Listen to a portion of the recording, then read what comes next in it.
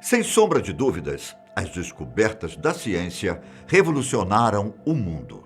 Se não fossem os cientistas e suas descobertas, nunca teríamos as vacinas, os celulares, computadores e talvez vocês nem estariam aqui assistindo vídeos do nosso canal. Mas existe muito mais para descobrir e alguns mistérios permanecem não resolvidos por cientistas. Ao longo do tempo, muitos objetos, lugares e coisas estranhas foram encontradas ao redor do mundo. E eu, Ivan Lima, quero mostrar algumas dessas coisas misteriosas para vocês. As gigantes esculturas do Monte Brahma foram construídas por uma civilização chamada Nagágica, na Itália.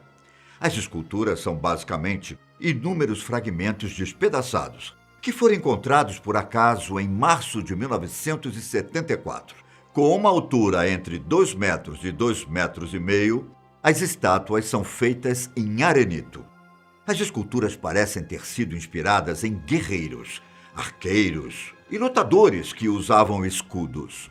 Além do tamanho exagerado, outra coisa que chama atenção são os formatos dos olhos das esculturas, que foram representados por 2 discos. O grande mistério que ronda essas esculturas é o que elas realmente representam. Eram heróis? Deuses mitológicos? Como os gigantes estavam ao lado de uma tumba, acredita-se que as esculturas foram colocadas ao lado dela para servirem como guardiões. Como acontece com qualquer descoberta que permanece sem explicação, surgiram muitas teorias envolvendo os gigantes de Monte Brahma. Como eu questionei, o que essas estátuas representavam? Alguns teóricos afirmam que as esculturas podiam ser representações de seres alienígenas, já que alguns parecem ser robôs. E alguns argumentos são bem plausíveis. Por exemplo, por que a civilização nagágica iria ter tanto trabalho para esculpir essas obras tão grandes? E por que usavam tais formatos? O fato da civilização ter vivido séculos antes de Cristo e ter desaparecido sem explicação também alimenta a teoria desse povo ter relação com alienígenas. São perguntas que talvez a ciência nunca consiga encontrar uma resposta. Agora, imaginem viver em uma cidade onde, frequentemente, é possível escutar um som irritante. Algo semelhante a um caminhão em movimento, ou um raio que caiu em um lugar distante. O mais estranho de tudo isso é que algumas pessoas que escutam o som passam a ter sintomas como dores de cabeça, náuseas, insônia e fadiga. O barulho realmente incomoda. Segundo especialistas que capturaram o som, é mais ou menos isso aqui.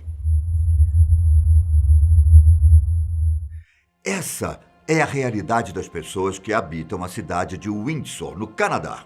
Com cerca de 210 mil habitantes, apenas uma pequena parcela da população sofre com o zumbido. O fenômeno acabou motivando muitos estudos, mas até agora ninguém conseguiu explicá-lo. Segundo os moradores, o zumbido começa de dia, mas à noite se intensifica. Quando o clima esfria, o barulho tende a diminuir. 3 estudos que foram feitos no local conseguiram chegar a uma possível conclusão. A origem do som é a ilha Zug, pertencente à cidade americana de Detroit, que fica próxima a Windsor. Uma das pesquisas assinalou, como fonte mais provável, o uso de fornos de alta potência de uma empresa de metalurgia da ilha. Mas vale lembrar que isso é apenas uma hipótese, pois até hoje ninguém conseguiu provar qual a origem desse som. Você já leu algo sobre os fortes vitrificados? Olha, há milhares de anos atrás, em algumas partes da Europa, foram construídos fortes e muros com pedras. Geralmente, os fortes eram construídos nas partes mais altas das colinas, talvez por causa da visão ampla ou algo do tipo. Porém, esses fortes também têm outra coisa em comum. Eles foram construídos com uma técnica muito avançada para a época. Os fortes, principalmente os que foram encontrados na Escócia, foram feitos com pedras empilhadas, sem o uso de nenhum tipo de argamassa. O mistério está no fato de que muitas dessas pedras acabaram se fundindo. Em alguns casos, as pedras parece que foram convertidas em vidros, apresentando bolhas de ar. O que isso significa? Que as pedras foram submetidas às temperaturas que levaram ao processo de vitrificação. Até agora, nenhum dos estudiosos conseguiu explicar o processo. Primeiro, que para fazer todo o processo seria preciso ter um equipamento que elevaria a temperatura das pedras, algo que nem nos dias de hoje seria fácil fazer. Em segundo lugar, o processo não foi feito em apenas um forte, mas em vários, provando que era uma técnica usada na época. E aí? Como você acha que os fortes vitrificados foram construídos? Para mim, passarão anos e anos e a ciência nunca conseguirá explicar essa descoberta. O Teneré, uma região desértica no centro-sul do deserto do Saara, é uma vasta planície de areia que se estende pelo nordeste de um país chamado Níger. Lá foram encontrados um dos maiores petróglifos do mundo, onde foi desenhado um casal de girafas. O macho, que possui 6 metros de altura, está ao lado de uma fêmea.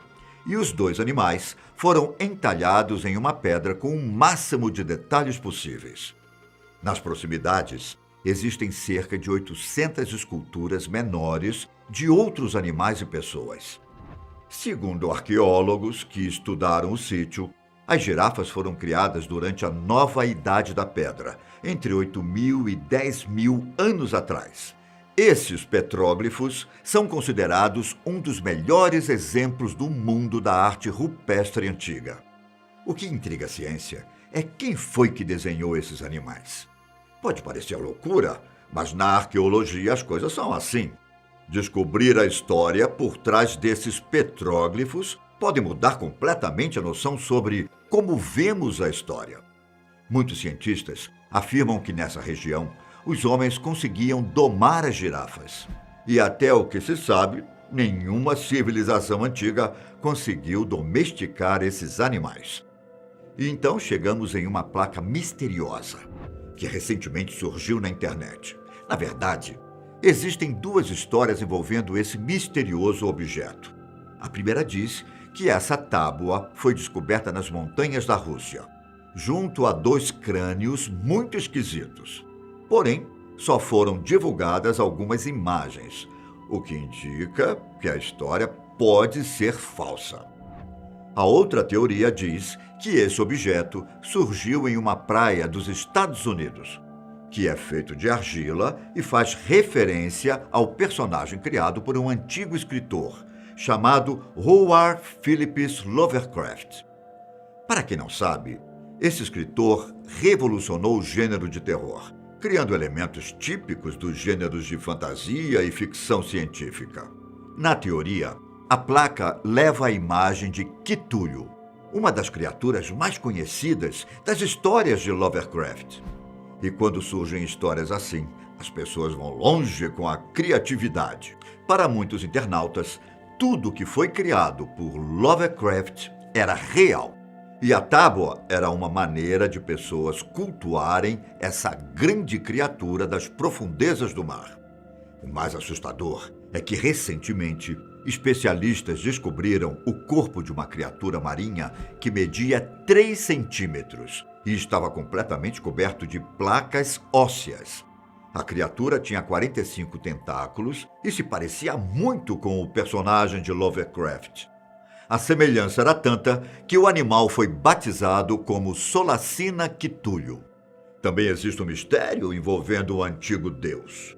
Na mitologia azteca, Tlaloc é o deus da chuva e o senhor do raio, do trovão, do relâmpago, senhor de um dos paraísos. E sendo um deus, os astecas fizeram uma enorme escultura que representava o deus, que é chamado de monolito Tlaloc.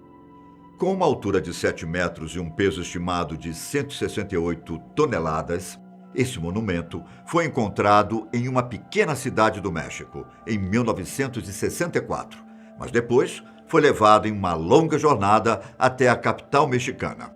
Só que no dia 16 de abril de 1964, o monolito do deus azteca chegou à cidade do México debaixo de uma terrível tempestade, que acabou inundando diversos bairros. E sendo considerado o deus da chuva, esse evento fez surgir a teoria de que, por causa da mudança de local, Tlaloc havia sido despertado e estava furioso. Mas, como eu sempre digo, são apenas teorias.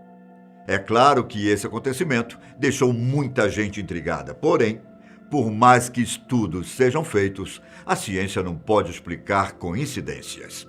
Por último, temos a famosa e misteriosa lente Nimrud, também chamada de lente Layard. Essa peça de cristal, que tem pelo menos 3.000 anos de idade, foi descoberta em 1850, no Iraque, e pode ter sido uma porção de coisas. A função da lente não é clara, com alguns autores sugerindo que ela foi usada como lente óptica e outros sugerindo uma função decorativa. O descobridor da lente, Austin Layard, observou que havia encontrado inscrições muito pequenas em artefatos assírios, que ele suspeitava terem sido alcançados com o auxílio de uma lente. Outros estudiosos acreditam que o cristal era a peça de um equipamento para observar o espaço. Assim como os outros itens citados, talvez a gente nunca descubra para que ele realmente era usado. Bom, eu vou me despedindo por aqui. Até a próxima. Tchau!